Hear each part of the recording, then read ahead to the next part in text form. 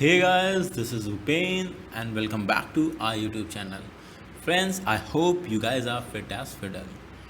दोस्तों आज के एडिटोरियल एनालिसिस को स्टार्ट करने से पहले मैं आप लोगों को बताना चाहता हूँ कि मैंने अपने यूट्यूब चैनल का नाम चेंज कर दिया है। द बैंकिंग एस्पिरेंट के नाम से करीब 10 चैनल थे friends. So I thought let's come with a unique name. जितने भी नाम सोचे सब में करीब 10 से 20 थे, मैंने चेक किया यूट्यूब पे। सो मैंने अपना नाम रख दिया दोस्तों, मुझे यूनिक नेम नहीं मिला। आप लोग को अगर कोई मिले तो प्लीज़ मुझे सजेस्ट करिएगा। सो फ्रेंड्स स्टार्ट करते हैं आज की एडिटोरियल एनालिसिस। और आप जानते हैं कि मेरी जो एडिटोरियल एनालिसिस होती है केवल एक एडिटोरियल होता है जिसको हम काफ़ी डीप तरीके से 2-3 बार पढ़ते हैं और उनके हर एक वर्ड्स की मीनिंग को समझने की कोशिश करते हैं। डैट्स वाई मेरी जो वीडियोस हैं काफ़ी लॉन्ग हो जाती हैं। आप देख सकते हैं ये दोनों वीडियोस अप्रॉक्सीमेट 50 मिनट के हैं। केवल एक एडिटोरियल है। इवन बहुत सारे टीचर्स हैं जो 2 से 3 एडिटोरियल 30 मिनट्स में कंप्लीट करवा रहे हैं, बट मुझे उससे कोई फ़ायदा नहीं हुआ। मैंने बहुत बार देखा क्योंकि काफ़ी ज़्यादा कंटेंट थोड़े से टाइम में मिल रहा था और मैं बिगनर लेवल का हूँ। अभी ट्यूटोरियल एनालिसिस स्टार्ट किया। अगर आप भी बिगनर लेवल के हैं या फिर आपको कोई भी फ्रेंड्स बिगनर लेवल का है तो उसके लिए ये एनालिसिस बहुत अच्छी है। अगर आप इंटरमीडिएट लेवल के हैं तो वहाँ पे देखें फ्रेंड्स, क्योंकि मैं कोई टीचर नहीं हूँ, जस्ट डूइंग दिस फॉर अपने लिए कर रहा हूँ और उन स्टूडेंट्स के लिए जो मेरे जैसे हैं, अभी बिगनर लेवल पे हैं, जिनकी इंग्लिश रियली वीक है।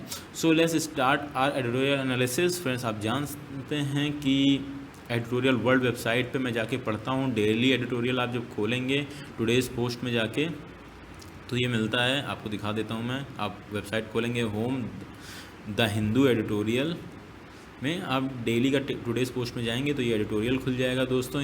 खुलते ही इसमें केवल वर्ड्स के मीनिंग दिए होंगे, दे कवर इट वेरी वेल। सो उसमें आप जब जाएंगे तो क्लिक हेयर फॉर एडिटोरियल, जब उस पर क्लिक करेंगे एडिटोरियल खुल जाएगा द हिंदू के पेज पे। फ्रेंड्स मैं इसको यहाँ से डाउनलोड कर लेता हूँ क्योंकि मुझे एडिटिंग टूल चाहिए होता है।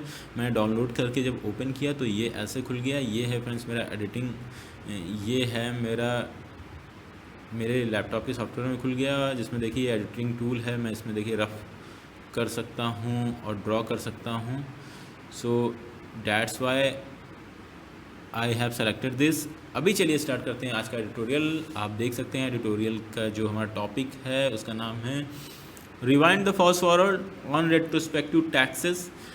रेट्रोस्पेक्टिव टैक्सेस, पुराने टैक्सेस के बारे में कोई बात हो रही है। रिवाइंड द फास्ट फॉरवर्ड, दोबारा से चलाना काफ़ी फास्ट फॉरवर्ड तरीके से। देखते हैं आगे क्या है। Delayed reset on retrospective tax is only the first step to regaining investors confidence. Delayed reset on retrospective taxes, जो रीसेट होता है उसको डिले करना, is the only first step to regain investors के कॉन्फिडेंस को रिगेन करने के लिए केवल पहला स्टेप है ये।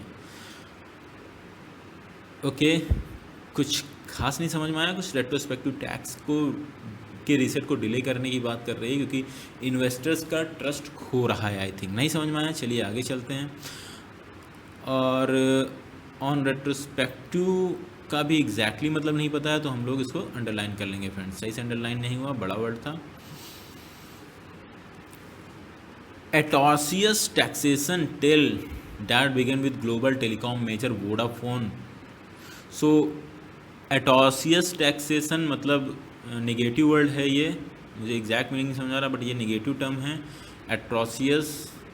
सो फ्रेंड्स ये जो एट्रोसियस टैक्सेशन है, ये इसकी टेल, इसकी कहानी की बात हो रही है। सो शायद हमारे कंट्री में बहुत टाइम से एक एट्रोसियस टैक्सेशन सिस्टम चला रहा है, तभी दोस्तों इन्होंने लिखा है यहाँ पे टेल मतलब स्टोरी है, पुरानी स्टोरी है। बिगिन विद कब से स्टार्ट होती है? With global telecom major Vodafone. किसके साथ? बिगिन शुरू होती है टेलीकॉम मेजर वोडाफोन का 11 billion entry into India. 11 billion का टेलीकॉम मेजर वोडाफोन जो था उसने जब इंडिया में एंट्री ली। Is nearing its climax 14 years now. 14 साल पहले स्टार्ट हुई थी, अब वो अपने क्लाइमैक्स में है। 14 ईयर्स नाउ, अभी से 14 साल पहले जो स्टार्ट हुई थी अब वो अपने क्लाइमैक्स में पहुंच रही है। तो कौन सी कहानी पहुंच रही है? एट्रोसियस टैक्सेशन की। एट्रोसियस टैक्सेशन मुझे याद आ रहा है नेगेटिव टर्म है, तो कुछ बुरे टैक्स व्यवस्था की है, जो ख़राब टैक्स व्यवस्था की है उसकी बात हो रही है। with the company having frozen fresh investments for a few years and its Indian operation now on the brink of collapse। उस कंपनी के साथ ये ख़त्म हो रही है जिसका फ्रोजन फ्रेश इन्वेस्टमेंट, जिसका फ्रेश इन्वेस्टमेंट फ्रोज कर दिया गया है। उस कंपनी में प्रॉब्लम है शायद, इस वजह से गवर्नमेंट ने उसके फ्रेश इन्वेस्टमेंट को फ्रोज कर दिया है, मतलब कि अब वो फ्रेश इन्वेस्टमेंट नहीं ले सकते हैं, फ्रीज कर दिया गया है फॉर अ फ्यू ईयर्स, कुछ साल के लिए। And its Indian operations now on the brink of collapse. और आपको जैसा पता है वोडाफोन्स अब ज़्यादा लोग यूज़ नहीं कर रहे हैं, इंडियन ऑपरेशन उसका कोलैप्स, ब्रिंक ऑफ कोलैप्स मतलब ऑन द एज ऑफ, एकदम बाउंड्री पे कोलैप्स होने ही वाला है। On Thursday, Finance Minister Nirmala Sitharaman introduced tax law changes to scrap the retrospective provisions. तो जो हमारी फिनांस मिनिस्टर हैं निर्मला सीतारमन जी, उन्होंने टैक्स लॉ चेंजेस को इंट्रोड्यूस किया है रेट्रोस्पेक्टिव टैक्स को स्क्रैप, ख़त्म करने के लिए। एबॉलिश कह सकते हैं, ख़त्म करना, नलीफाई कह सकते हैं। एंड हमने एक वर्ड कल पढ़ा था, आई थिंक वो भी यहाँ पे यूज़ हो जाता है। The word was, let me check in my, strike down. जब हम कोई, हाँ कल हम एक लॉ पढ़ रहे थे जो स्ट्राइक डाउन करना था, ख़त्म करना था, नलीफाई करना था। सो यहाँ पे वो वर्ड भी यूज़ कर सकते हैं, abolish, nullify, annul, strike down, scrap. Brought in by the late Pranab Mukherjee in the union budget 2012 and 13। 2012 and 13 में ये जो रेट्रोस्पेक्टिव प्रोविजंस लाए गए थे प्रणब मुखर्जी के द्वारा, वो ख़त्म करने की। IT demands have been made in 17 cases including from Vodafone and Cairn using those retrospective clause in the IT law that this government took so long to undo Mr. Mukherjee's gambit after losing a tax pursuit against Vodafone is disappointing. Even before 2014, the BJP had called the retrospective provision tax terrorism. BJP ने खुद इस taxation की बुराई की थी, tax terrorism बोला था उसको, बट उसको ख़त्म करने में काफ़ी समय लग गया। अभी हम यहाँ से पढ़ रहे थे, A demand have been made in 17 cases including from Vodafone and Churn. Churn कोई कंपनी हो सकती है, बट मुझे लग रहा कोई वर्ड है। Using those retrospective clauses in the IT law. So ये रेट्रोएक्टिव क्लॉजेस का यूज़ करके काफ़ी डिमांड की गई थी वोडाफोन और चर्न के द्वारा। 17 केसेस में हुआ था। That this government took so long to undo Mister Mukherjee's gambit. Gambit मतलब problem, something I don't know, after losing a tax pursuit against Vodafone is disappointing. Lose करना tax pursuit against Vodafone is disappointing even before. तो यही कुछ बात हो रही है कि 14 साल, इतने साल बाद बीजेपी ये कर पाई, जबकि बीजेपी ने खुद ही इसको टैक्स टेररिज्म बोला था। Yet it did not walk the task despite a resounding parliamentary majority while promising global investors that it does not approve of such measures. Yet it did not walk the talk. Walk the talk होना है अपनी बातों पे खड़े उतरना, जो आपने बोला है वो करके दिखाना, वो नहीं करके दिखाया। Despite a responding parliamentary majority, while promising global investors that it does not approve of such measures. So जबकि इनके पास मेजॉरिटी थी और इन्होंने ग्लोबल इन्वेस्टर्स को प्रॉमिस किया था कि वो ऐसे मेजर्स को अप्रूव नहीं करते हैं। Whether this was a result of political dithering, bureaucratic bungling और इल इन्फॉर्म्ड लीगल एडवाइस। तो whether this was a result of तो शायद ये किसका रिजल्ट हो सकता है, पॉलिटिकल टाइथरिंग का। टाइथरिंग का मतलब हमें नहीं पता है। ब्यूरोक्रेटिक बॉन्गलिंग का मतलब भी हमें नहीं पता है। और इल इन्फॉर्म लीगल एडवाइस क्या हो सकता है, या फिर पॉलिटिकल पार्टीज़ में जो इंटरनल मिनिस्टर्स होंगे उनके बीच में कुछ प्रॉब्लम होगी, टाइथरिंग का मतलब हमें नहीं पता है। या फिर ब्यूरोक्रेटिक जो इस लॉ को बनाते हैं और रेगुलेट करते हैं उनके बीच में कोई बॉन्गलिंग होगी। बॉन्गलिंग का मतलब भी नहीं पता, हम लोग चेक करेंगे। इल इन्फॉर्म लीगल एडवाइसेस या फिर इनके जो लीगल एडवाइजर्स हैं वो सही से इन्फॉर्मेशन नहीं दे रहे थे। The sore point for potential investors remain on the statute. Statute मतलब होता है लॉज, लेजिस्लेशन, हमने पढ़ा था ये, उस दिन ये वर्ड याद किया था। अ सोर पॉइंट ऑफ पोटेंशियल इन्वेस्टर्स, तो सोर पॉइंट ऑफ पोटेंशियल इन्वेस्टर में एक फ्रेजर लग रहा है, इसको बाद में चेक करेंगे। This should not lead to formal burial of matters that has cost India dear. Cost India dear, okay, ये भी कोई फ्रेजर लग रहा है। Formal burial of matters that cost, so ये फॉर्मल बैरियल, बरियल मतलब होता है दफनाना, जो इंडिया को कॉस्ट और डियर ऐसे मैटर्स को दफनाने के को लीड नहीं करना चाहिए जो those have cost India dear. काफ़ी सारे फ्रेजर वर्ब हैं, इसीलिए सच में फ्रेंड्स मुझे भी कुछ क्लियर नहीं हो रहा है, बट आगे बढ़ते हैं, उसके बाद मीनिंग देखेंगे, आगे फिर से एक बार पढ़ेंगे। आई होप आज भी क्लियर हो जाएगा, जैसे कल हो गया था उससे पहले भी हो गया। कल वाला भी काफ़ी डिफिकल्ट आर्टिकल था, बट सारी चीज़ें क्लियर हो गई थी 2 बार पढ़ने में, आज भी हो जाएगा। हमें बस इसके बाद वर्ड मीनिंग देखनी है, उसके बाद हम क्लियर कर लेंगे। इन केर्न केस, इन कार्न केस, कार्न तो एक कंपनी हो गई, कार्न्स केस हम लोग कोई वर्ड समझ रहे थे बट एक कंपनी हो गई यहाँ पे, अब क्लियर हो गया। उसके केस में क्या हुआ था, the tax department began action in January 2014, but the assessment order were passed and its shares sold off to recover retrospective tax dues under this regime's watch pending international arbitration pending international arbitration मतलब होता है बीच बचाव, but pending यहाँ पे क्यों use कर रहे हैं, फिर से पढ़ते हैं। उसके केस में क्या हुआ था, the tax department began action January 2014 में टैक्स डिपार्टमेंट में एक्शन स्टार्ट किया था, but the assessment orders were passed and its share sold off to recover. लेकिन असेसमेंट ऑर्डर पास हो चुके थे और जो उस कंपनी के शेयर्स थे उनको बेच के रेट्रोस्पेक्टिव टैक्सेस के ड्यूज़ को रिकवर कर लिया गया था। किस रेजीम में, इस रेजीम में जो गवर्नमेंट है अभी बीजेपी गवर्नमेंट चल रही, इस रेजीम में ही ऐसा हुआ एंड इन्होंने प्रॉमिस किया था ऐसा नहीं करेंगे। पेंडिंग इंटरनेशनल आर्बिट्रेशन,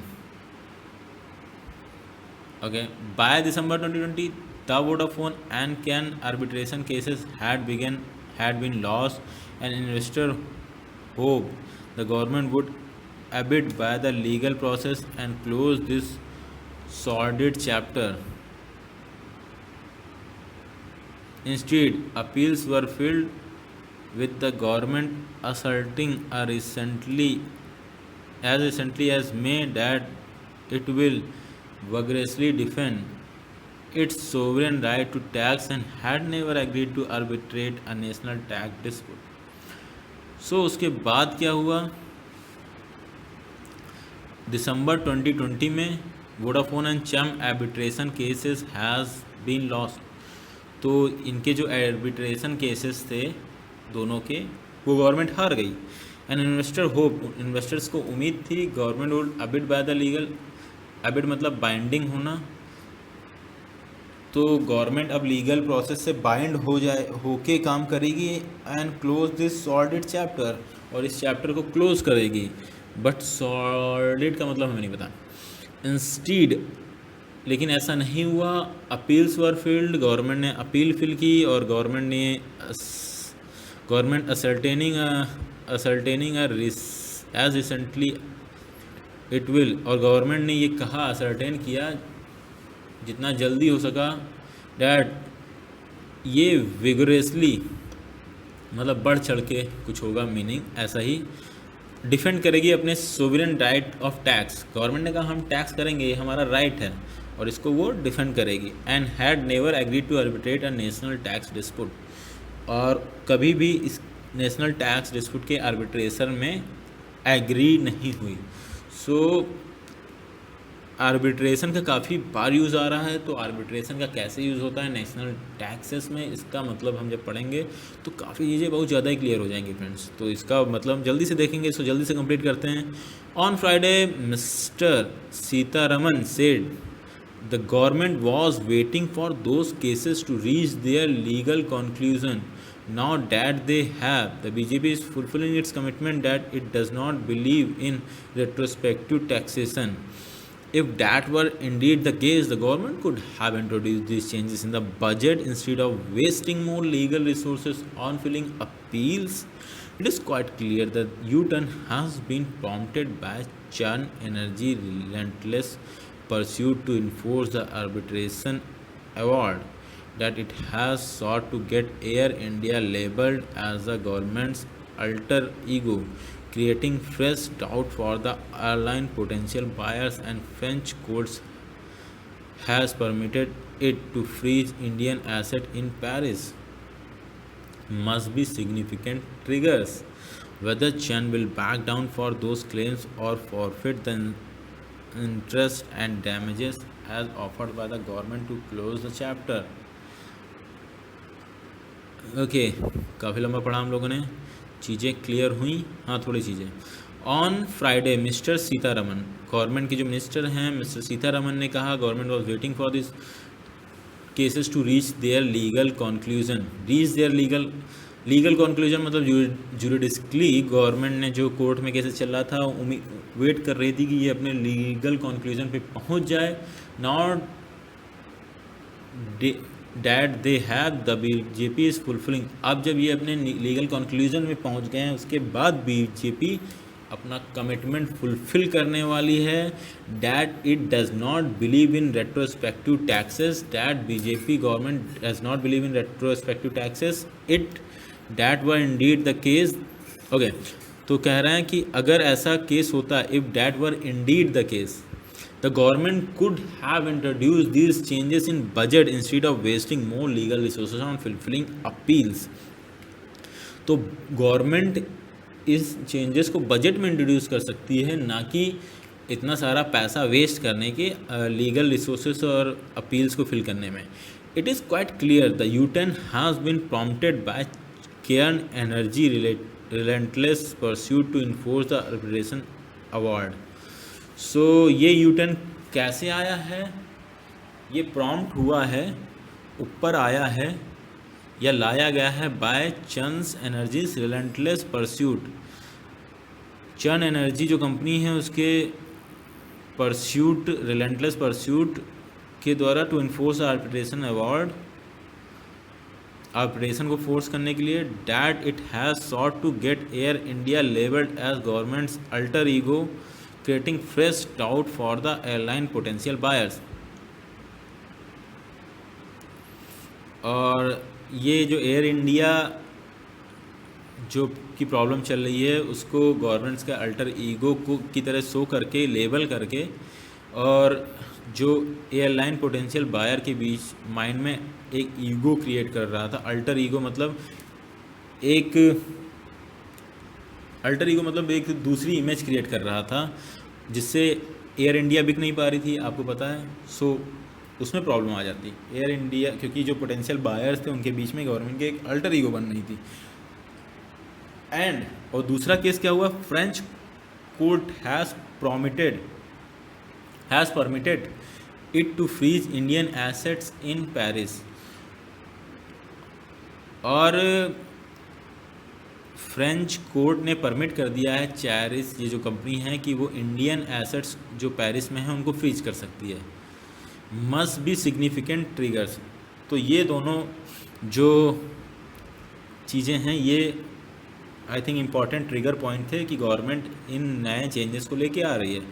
विद चन will back down from those claims और forfeit the interest and damages as offered by the government to close the chapter। अब देखना ये है कि जो चर्न नहीं है यहाँ पे, कर्न CAIN कर्न will back down from their claims। और forfeit the interest and damages as offered by the government to close the chapter। तो ये जो करंट कंपनी है वो देखना वो होगा कि अपने क्लेम्स जो वो कर रही है उससे पीछे हटके फॉरफिट मतलब मानती है गवर्नमेंट के इंटरेस्ट और डैमेजेस जो गवर्नमेंट ने लगाए हैं इस चैप्टर को क्लोज़ करने के लिए, कि वो तब इस चैप्टर्स को क्लोज़ करने के लिए ये चीज़ें माननी पड़ेंगी। Will likely depend on it's institutional share holders, और ये बातें डिपेंड करेंगी कि उनके शेयर होल्डर्स क्या चाहते हैं। Irrespective of the outcome, global capital is unlikely to immediately forget the ad hoc approach to this critical policy issues and rush in irrespective of outcome, global capital is unlikely to immediate forget the ad hoc approach to this critical policy issues and rush in। तो इसके अलावा irrespective of, इसके बावजूद, irrespective of outcome, ये जो outcome आता है उसके बावजूद, जो आउटकम आएगा इसका उसके बावजूद ये अनलाइकली होगा, उम्मीद कम होना। अनलाइकली मतलब होना, उम्मीद कम होना। Global capital is unlikely to immediate, इसकी कम उम्मीद है कि ग्लोबल कैपिटल जो ग्लोबली जो पैसा आता है इंडिया के अंदर immediately forget the ad hoc approach, कि तुरंत वो भूल जाएगा ये एड हॉक अप्रोच जो अपनाई थी गवर्नमेंट ने टू इट्स क्रिटिकल पॉलिसीज़,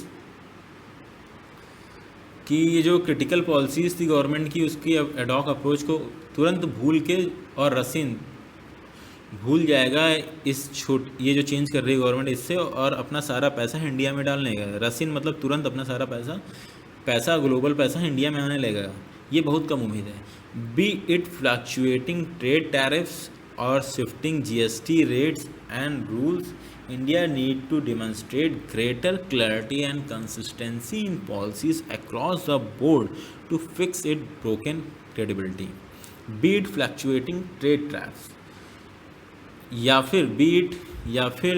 फिर हम ले लें फ्लक्चुएटिंग ट्रेड टैरिफ्स को, जो इंडिया में ट्रेड टैरिफ फ्लक्चुएट होते रहते हैं, और shifting GST rates and rules, और लगातार जो हम लोग सुनते रहते हैं कि जीएसटी रूल्स चेंज हो गए, रेट्स चेंज हो गए, ये हो गया।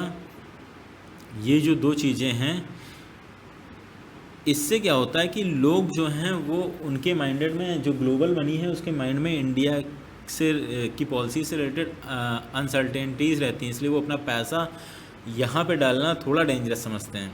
India need to demonstrate greater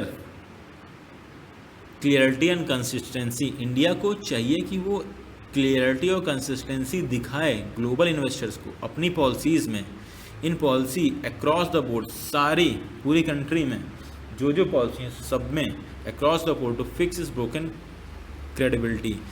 तो जो इंडिया की क्रेडिबिलिटी थी जिस पे वो भरोसा करके आते हैं फॉरेन इन्वेस्टर्स, वो ब्रोक हो चुकी है, उसको फिक्स करने के लिए इंडिया को ऐसा करना चाहिए।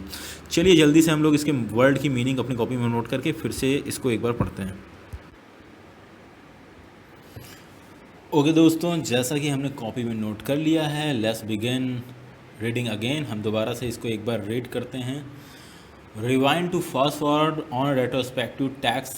सो रिवाइंड टू फास्ट फॉरवर्ड होता है, फास्ट फॉरवर्ड मतलब आगे को खूब स्पीड में बढ़ाना, स्पीड इंक्रीज़ कर देना, जैसे हम फास्ट फॉरवर्ड करके वीडियो देखते हैं 2x में, बट रिवाइंड होता है वीडियो को पीछे की साइड ले जाना। तो रिवाइंड करके भी देखना और फास्ट फॉरवर्ड करके भी देखना, दोनों ऑन रेट्रोस्पेक्टिव टैक्स में हम दोनों साइड देखने वाले हैं। इस एडिटोरियल में ये एज अ हेडिंग डाला था हमारे नरेटर ने।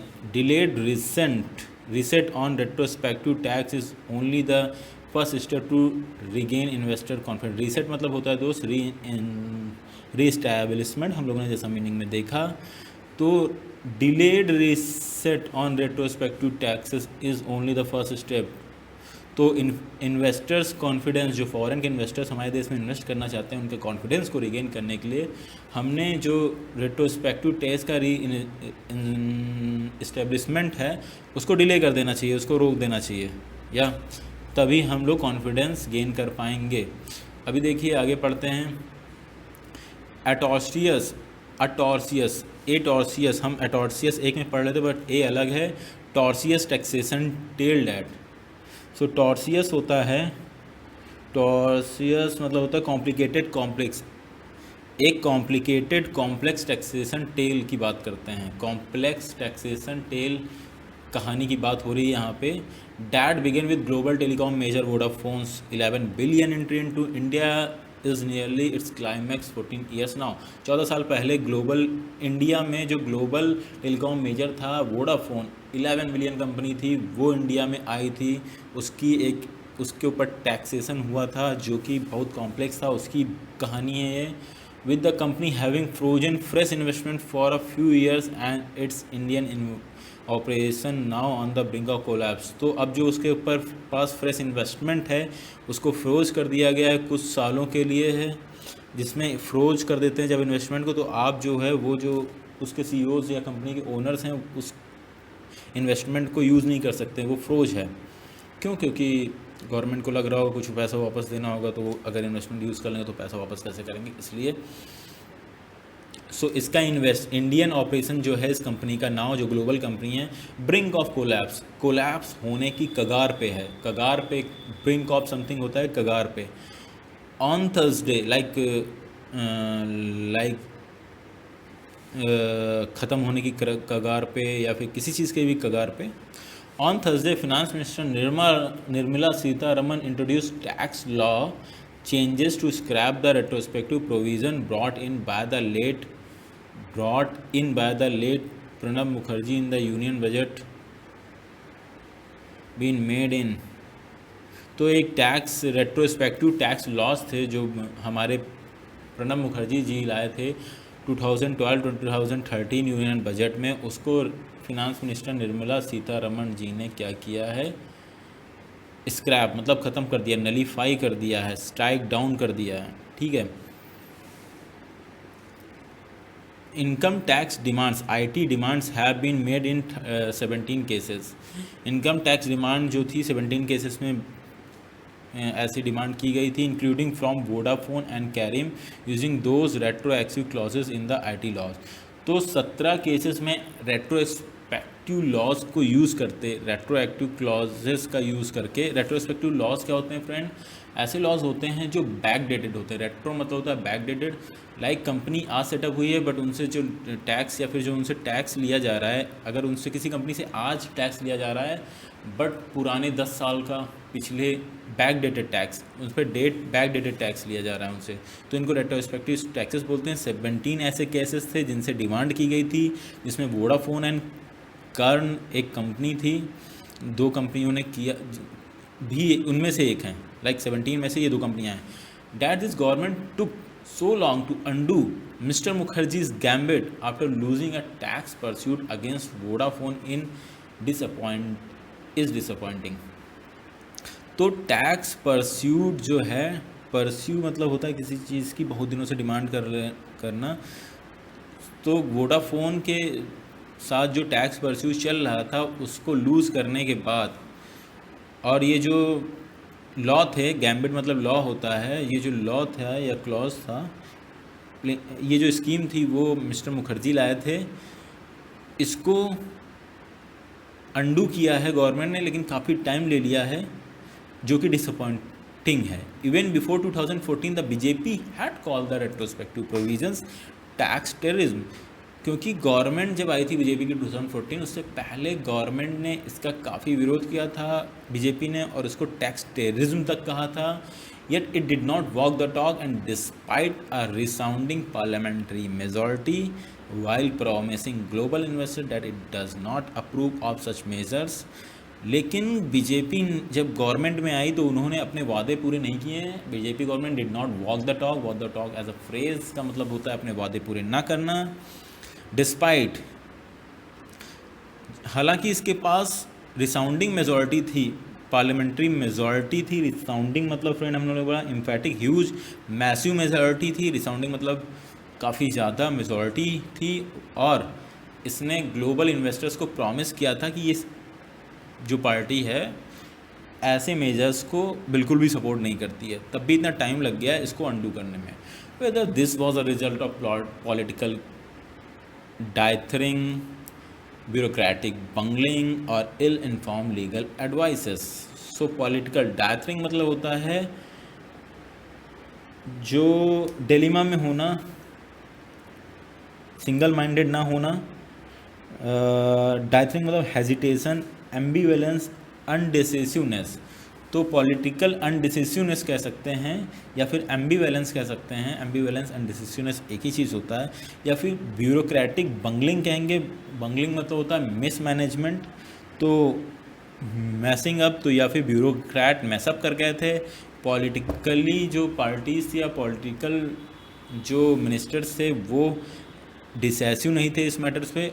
और इल इन्फॉर्म लीगल एडवाइसेस, और जो लीगल एडवाइस दी जा रही थी गवर्नमेंट को सही से नहीं दी जा रही थी, इल इन्फॉर्म थी। The sore point of potential investors remained on the स्टेट्यू।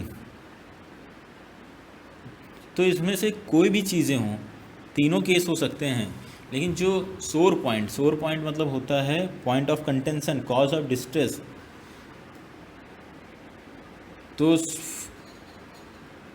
जो सोर पॉइंट था, पॉइंट ऑफ कंटेंशन था पोटेंशियल इन्वेस्टर्स का, वो लगातार इस लॉ पे था।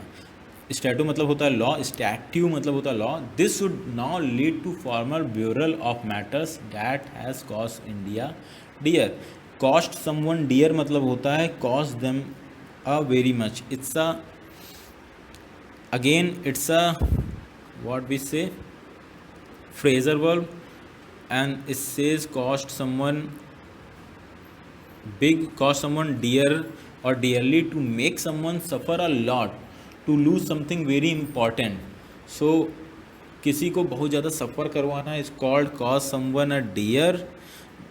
so coming back to, so now lead to formal burial of a matter that has cost India burial। तो इंडिया को बहुत ज़्यादा सफ़र करना पड़ा इसकी वजह से, क्योंकि इन्वेस्टर्स जो थे, फॉरेन इन्वेस्टर्स ट्रस्ट नहीं कर पा रहे थे इंडियन गवर्नमेंट पे दीज पॉलिसीज़ की वजह से।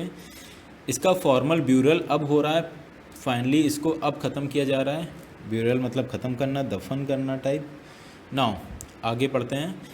इन Cairn case the tax department began acting in January 2014, but the assessment order were passed and its shares sold off to recover retrospective tax dues under this regime। watch।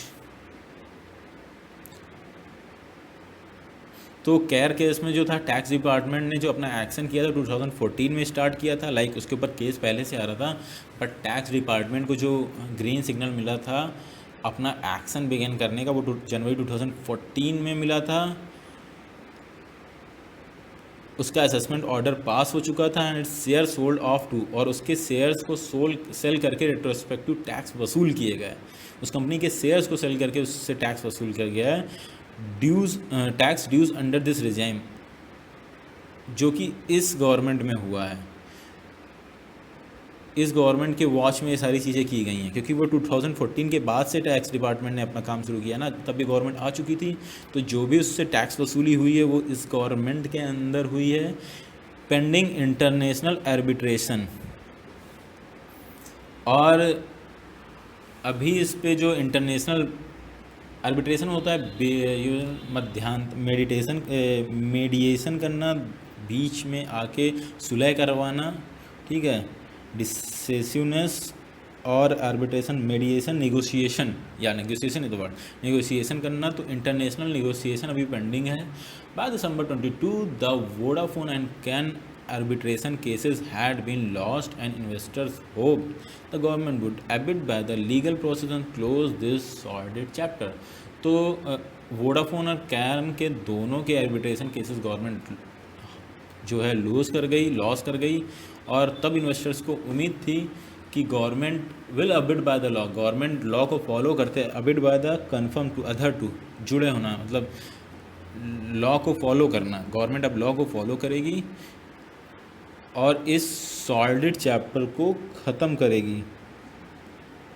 तो sordid chapter मतलब I forget the meaning of sordid, let's see again. Sordid मतलब disreputable, disgusting, abhorrent, dishonest. Disgusting, disreputable, abhorrent, dishonest. So disgusting chapter जो था, dishonest chapter जो था, उसको ख़त्म करेगी। Instead appeals were filed with the government asserting as recent as May that it will vigorously defend its sovereign right to tax and had never agreed to arbitrate a national tax dispute. So government ने जैसे ही एक appeal फिर से fill की गई, उसकी बजाय ये हुआ गवर्नमेंट ने उस चैप्टर को ख़त्म ना करते हुए फिर से अपील फिल की गई और गवर्नमेंट ने कहा, असर्टेन किया कि जितना जल्दी से जल्दी फिर से अपील फिल की गई एंड गवर्नमेंट ने बोला कि ये विग्रेसली डिफेंड करेंगे, वैग्रेसली अपने टैक्स लॉ को डिफेंड करेंगे। वैग्रेसली मतलब होता है एग्रेसिवली, पावरफुली, फिर से powerfully defend is sovereign right to tax, अपने सोवरेन राइट मतलब top most right, complete right to tax, tax के राइट को डिफेंड करेंगे vigorously, intensely and had never agree to arbitrate a national tax dispute. और जो arbitrate आया था, arbitration हुआ था नेशनल टैक्स डिस्प्यूट का, उस पर कभी भी एग्री नहीं हुई। On Friday mister Sitharaman said, लेकिन अपनी एम्बीवस बातें करते हुए गवर्नमेंट के एक मिनिस्टर हैं मिस्टर सीतारमन ने कहा फ्राइडे को, government was waiting for those cases to reach their legal conclusion. Government इंतजार कर रही थी कि वो केसेस अपने लीगल कंक्लूजन पे पहुंच जाएं। Now that they have, the BJP is fulfilling it's commitment that it does not believe in retrospective taxation. अब जब वो हो चुका है तो अब बीजेपी अपना कमिटमेंट फुलफिल करेगी और वो जो कहती थी कि वो बिलीव नहीं करती रेट्रोस्पेक्टिव टैक्सेशन को, तो उस कमिटमेंट को अपना पूरा करेगी। If that were indeed the case, the government could have introduced these changes in the budget instead of wasting more legal resources on filing appeals. It is quite clear that U-turn has been prompted by Chan Energy relentless pursuit.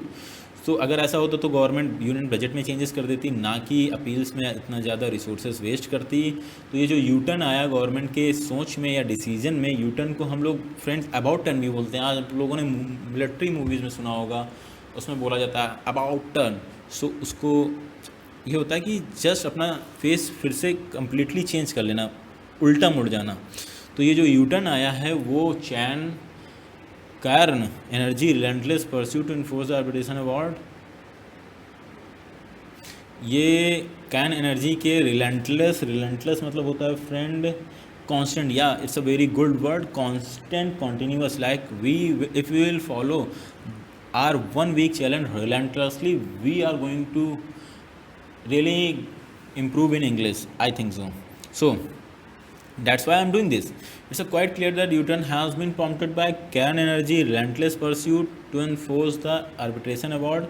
तो लगातार जो can energy company थी उसके constant, continuous, non stop pursuit जो pursue कर रही थी, कोशिश कर रही थी, लगातार प्रयास कर रही थी, इन्फोर्स द आर्बिट्रेशन अवार्ड, जो आर्बिट्रेशन का डिसीज़न आया था इंटरनेशनल, उसको इन्फोर्स करवाने की।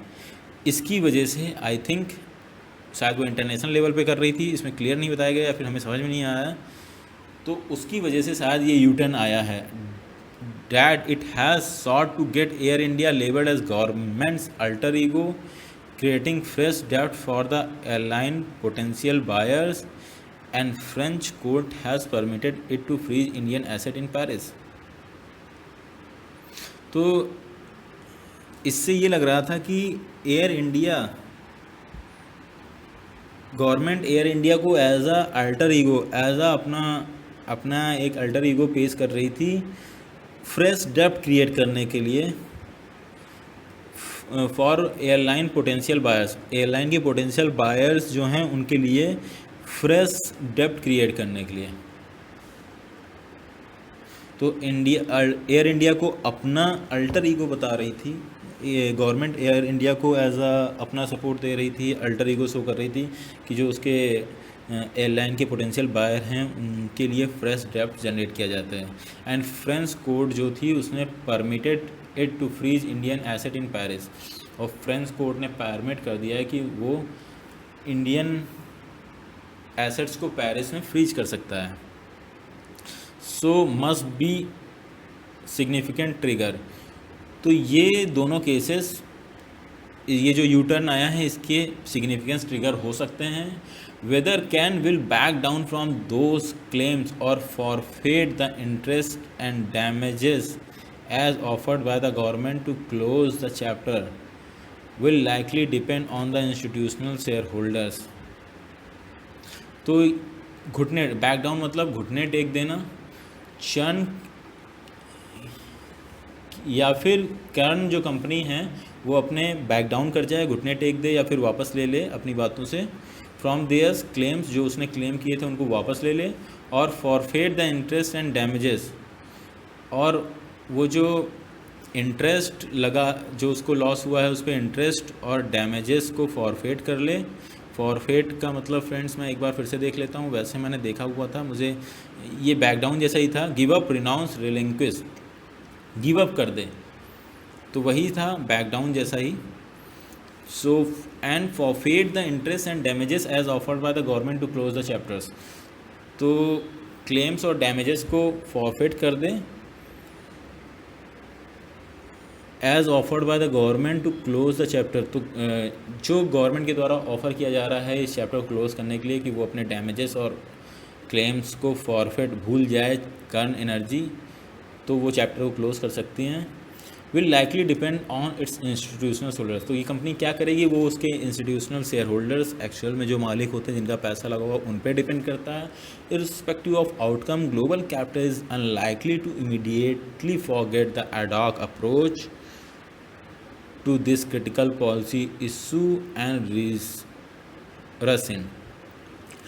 लेकिन अनलाइकली मतलब होता है कि उम्मीद कम होना, जैसे कम चांसेस हैं कि ग्लोबल कैपिटल, ग्लोबल इन्वेस्टर्स जो हैं वो इस केस को, इस एडॉक अप्रोच जो गवर्नमेंट ने अपनाई थी, एडॉक अप्रोच, इमरजेंसी अप्रोच, अपने क्रिटिकल पॉलिसीज़ जो गवर्नमेंट की होती हैं उसमें जो एडॉक अप्रोच गवर्नमेंट ने अपनाई थी इसको भूल जाए और अपना पैसा लेके भाग पड़े इंडिया की तरफ। रसिन मतलब अपना पैसा सारा इंडिया में फिर से इंड्यूस करने लगे। ये बहुत ही कम चांस है कि ये सारी पॉलिसीज़ को भूल के जो ग्लोबल कैपिटल है अपना पैसा लेके इंडिया में आ जाए। बिट फ्लक्चुएटिंग ट्रेड टैरिफ्स और shifting GST rates and rules, India needs to demonstrate great clarity and consistency. या फिर हो हमारे फ्लक्चुएटिंग ट्रेड टैरिफ्स और शिफ्टिंग जीएसटी रेट्स, इंडिया में ट्रेड टैरिफ्स फ्लक्चुएट होते रहते हैं और जीएसटी रेट्स तो हम लोग डेली सुनते रहते हैं, शिफ्ट हुआ, आज 18% हो गया, आज 12% हो गया। So India needs to demonstrate greater clarity. इससे क्या होता है, जो हमारे फॉरेन इन्वेस्टर्स हैं उनमें क्लियरिटी नहीं आ पा रही, कल को कोई पॉलिसी फिर से चेंज हो जाए, टैरिफ्स फिर से बढ़ा दे गवर्नमेंट, जीएसटी रेट चेंज कर दे, तो इससे क्या होता है कि क्रेडिबिलिटी नहीं बनती कंट्री की। India needs to demonstrate great clarity and consistency. अगर क्लियरिटी और कंसिस्टेंट रहेगी, ये सारी चीज़ें नहीं करेगी, तो उससे क्रेडिबिलिटी बनेगी फॉरेन इन्वेस्टमेंट में। तो clarity and consistency in policy across the board to fix its broken credibility. जो गवर्नमेंट की ब्रोकन क्रेडिबिलिटी उसको फिक्स करने के लिए क्लियरिटी एंड कंसिस्टेंसी बहुत ज़रूरी है अक्रॉस द बोर्ड, सारी जगह पे, सारे लॉज में।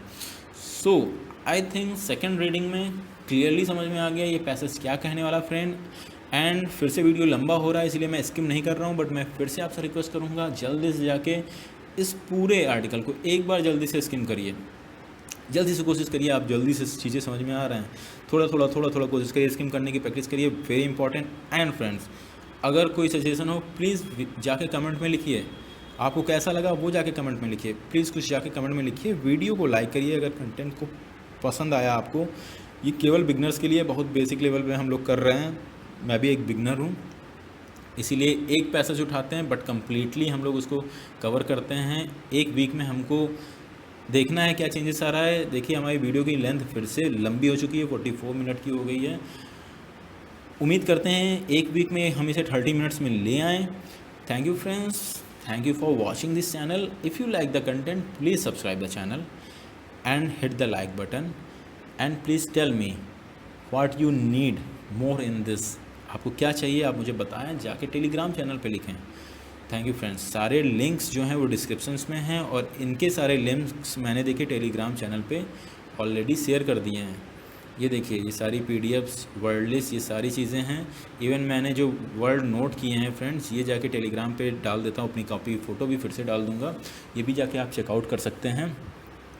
So that's it for today. फिर से मिलते हैं कल हम अपने नेक्स्ट